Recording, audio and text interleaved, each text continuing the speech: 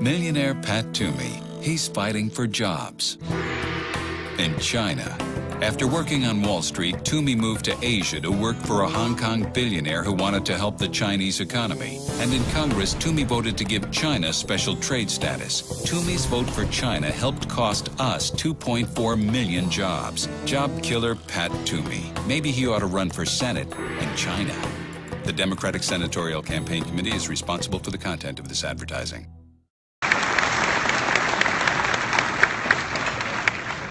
And it's funny to say it, but I think we're both still ready to save the world. Senator Ted Cruz.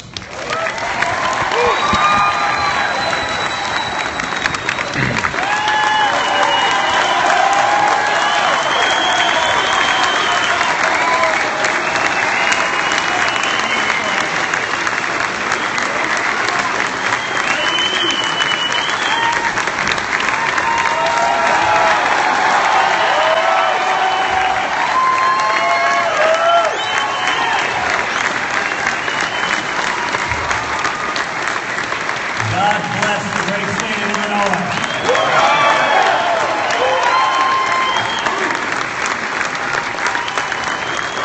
I am thrilled to be with you. What a terrific evening. Thank you for welcoming me to the great city of Chicago. Thank you for coming out this evening. You know, Love you, Ted. Love, yes. and I love you.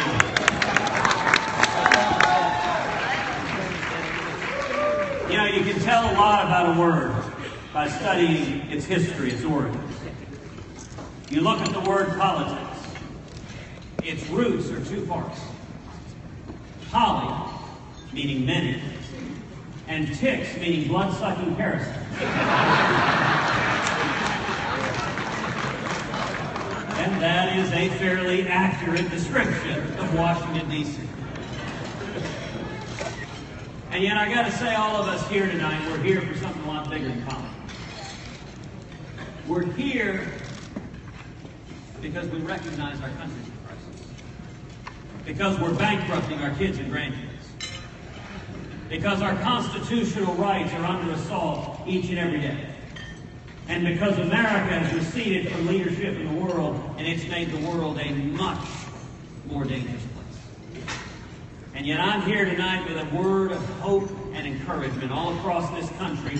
People are waking up. And help is on the way. Amen.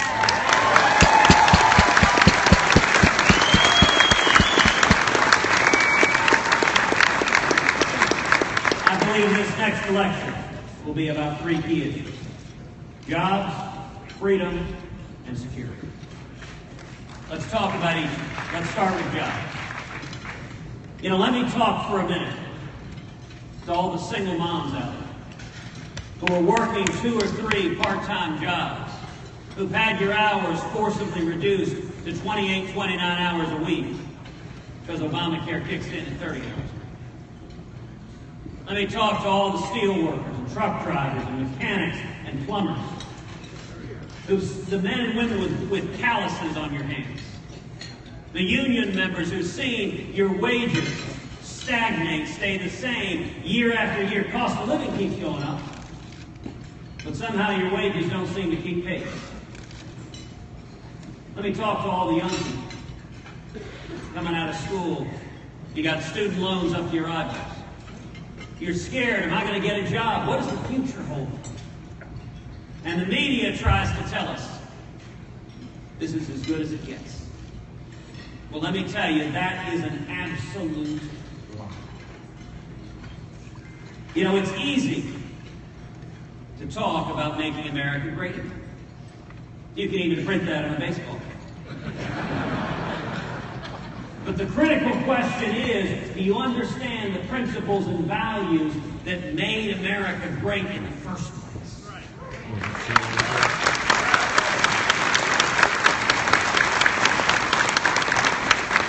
The heart of our economy is not Washington, D.C.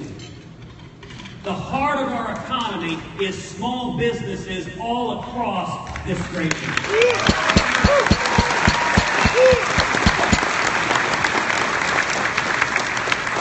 If you want to kill the economy, do what we've done the last 7 years, hammer small businesses all day long. On the other hand, if you want to see jobs explode, then take the boot of the federal government off the backs and the necks of small businesses.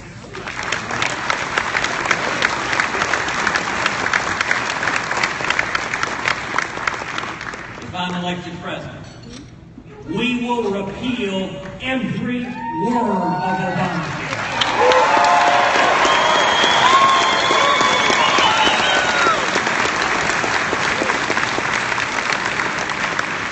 We'll pass common sense health care reform that makes health insurance personal and portable and affordable and keeps government from getting in between us and our doctors.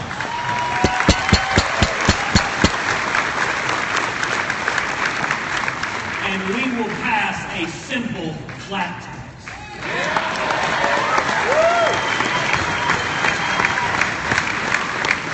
Where every American can fill out our taxes on a postcard. And when we do that, we should abolish the IRS.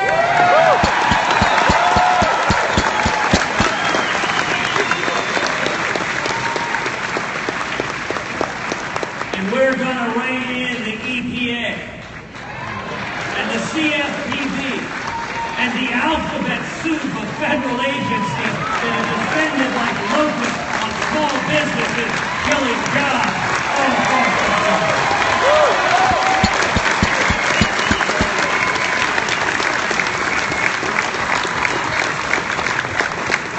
We're going to stop amnesty, secure the borders, end sanctuary cities, and end welfare benefits for people here illegally.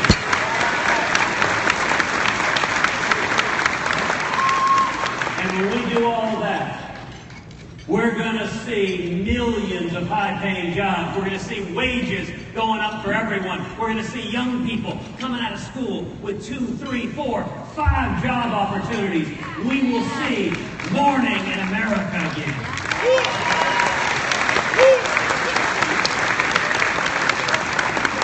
Oh, thank you. The second critical issue in this election is freedom. And just a few weeks ago, the passing of Justice Scalia underscored just how critical this election is. It is not one but 2 branches of government hanging in the balance, because we are one left-wing justice away from a radical 5-justice liberal majority, the likes of which this country's never seen. We are one liberal justice away from the Supreme Court stripping away the religious liberty of every American. We are one liberal justice away from the Supreme Court effectively erasing the Second Amendment from the Bill of Rights. We are one liberal justice away from the Supreme Court making us subject to the authority of the World Court and the United Nations and giving up U.S. sovereignty. Now, you know, a couple of debates ago, we were asked a question about the Supreme Court and religious liberty. And Donald Trump turned to me and he said, "Ted, you know, I've known a lot more politicians than you have." Now, in that, he's right. He's been supporting left-wing Democratic politicians for 40 years. I have no experience doing it.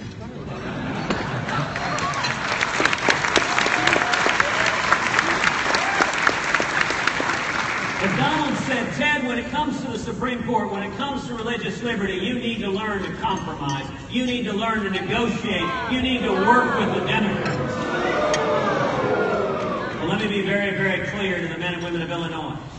I will not compromise away your religious liberty.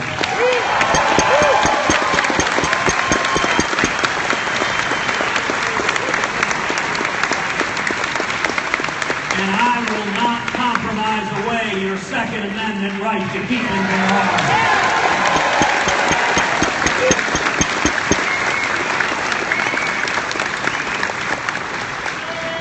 Donald Trump has told us he intends to negotiate with Harry Reid and Chuck Schumer and agree on a compromise to replace Antonin Scalia. Well, I'll tell you this, every justice I put on the Supreme Court will be a principled constitutionalist who will vigorously protect the Bill of Rights for your kids and for mine.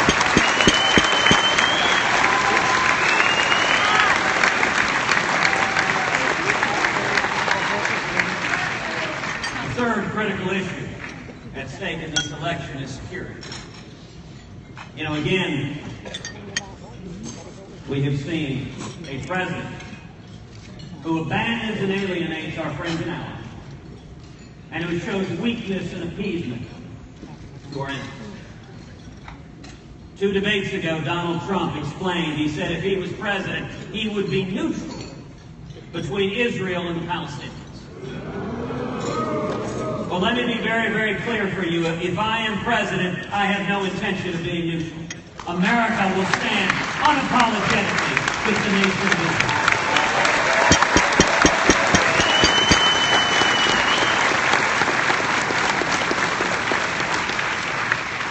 One of the most dismaying things that has happened over the last 7 years is we have seen our U.S. military weakened. We've seen our readiness degraded. We've seen morale among the troops plummet.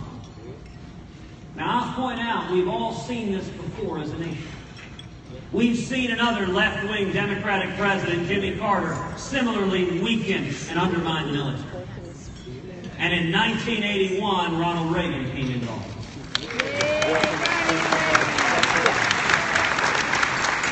And what did he do? He passed tax reform and regulatory reform. He lifted the burden, the boot of the federal government off of small businesses. Jobs explode. We saw millions of high-paying jobs. We saw trillions in new revenue to the federal government. He rebuilt the military, and we bankrupted the Soviet Union and won the Cold War.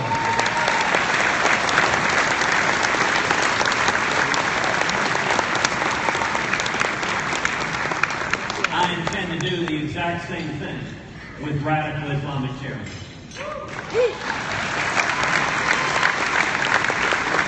We're going to unchain the economy, see millions of high-paying jobs, see rising wages, the trillions that will generate. We'll rebuild our military so it remains the mightiest fighting force on the face of the planet.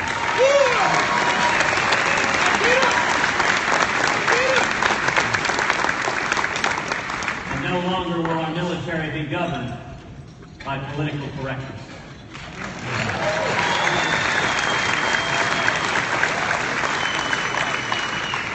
We will have a commander-in-chief who stands up and says to the world, we will defeat radical Islamic terrorism.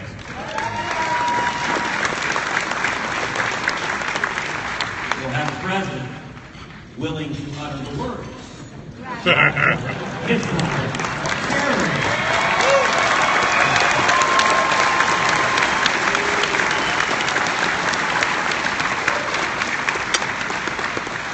You know, one of the saddest aspects of the last 7 years has been this president sending our fighting men and women into combat with rules of engagement so strict that their arms are tied behind their back, that they cannot fight, they cannot win, they cannot defend themselves. That is wrong. It is immoral. And mark my words, in January 2017, it will end.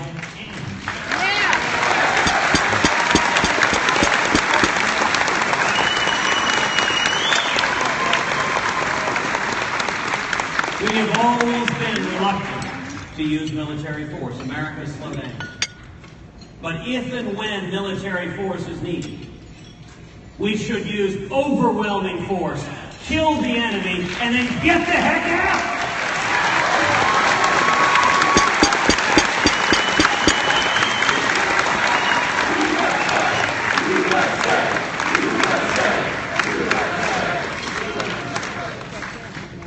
So let me talk a minute about politics. Where are we now? We're just a few days out from the Illinois primary. This race started off with 17 candidates. We had an incredible, diverse, young, talented, dynamic field of Republicans. What a contrast with the Democrats.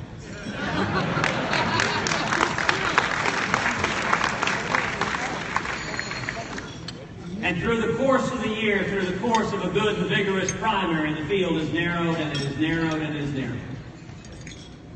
As we stand here today, there are only two candidates who have any plausible path towards winning the Republican nomination.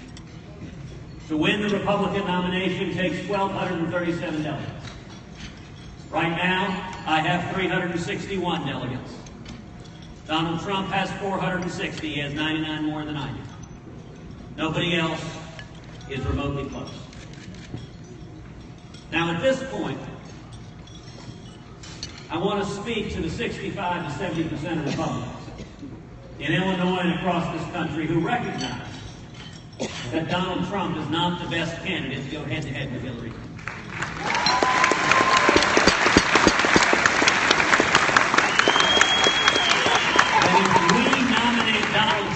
We lose over and over again. Every poll shows that Hillary doesn't just beat him, but wipes the floor with him, wallops him. And if we lose the Supreme Court for a generation.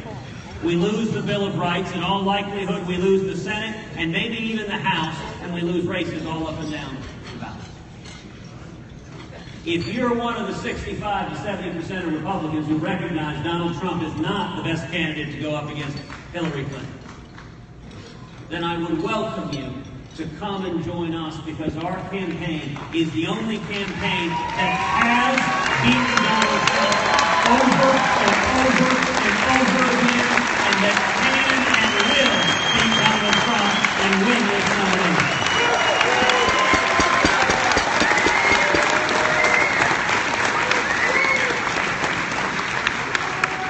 And Illinois is a battleground.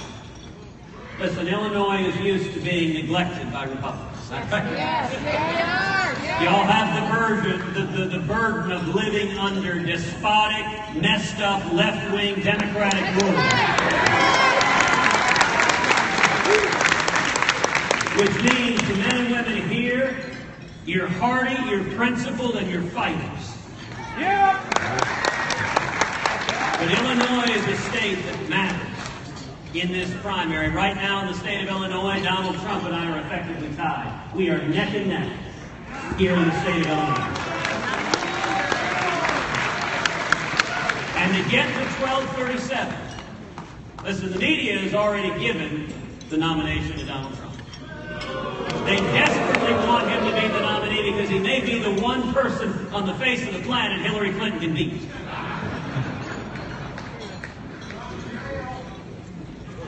They might share a cell.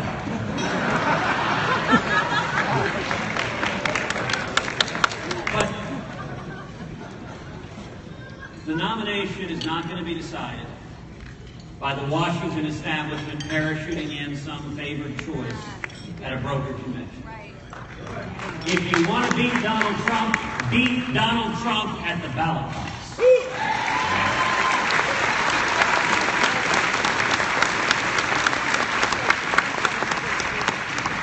So maybe you're someone here tonight that started out supporting another candidate. There were a lot of terrific candidates in this field. Maybe you started out supporting Jeb Bush. Maybe you started out supporting Chris Christie, or Mike Huckabee, or Rand Paul, or Ben Carson, or Carly Fiorina. Maybe even now you're thinking of supporting Marco Rubio or John Kasich. Well, let me be clear. All of those are good, honorable, decent men and women. They are people I respect and admire.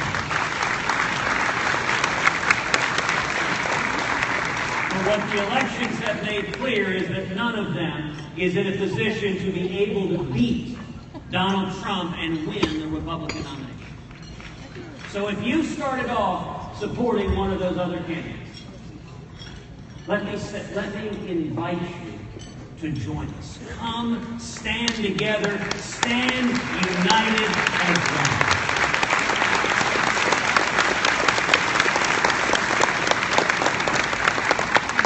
And I have to tell you, if we do that, if we stand united, we will win this nomination. But you know, one of the interesting facts that has been underreported in the press is in primary after primary after primary, we are seeing record-shattering turnout. in state after state after state among the Republicans and among the Democrats, turnout has plummeted. If we nominate a strong, principled conservative who paints an optimistic, hopeful vision for the future, who lays out how we can bring back jobs and freedom and security, we are going to win this general election. We are going to beat Hillary Clinton, and we are going to turn this country around.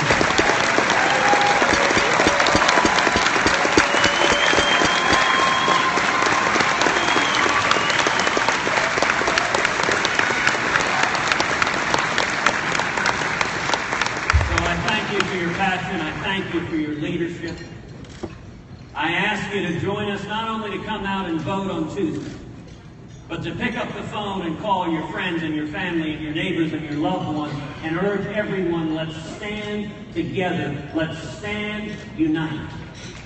And it took Jimmy Carter to give us Ronald Reagan. That's right. And I am convinced the most long-lasting legacy of Barack Obama will be a new generation of leaders in the Republican Party who stand and fight for liberty. Yes. Who stand and fight for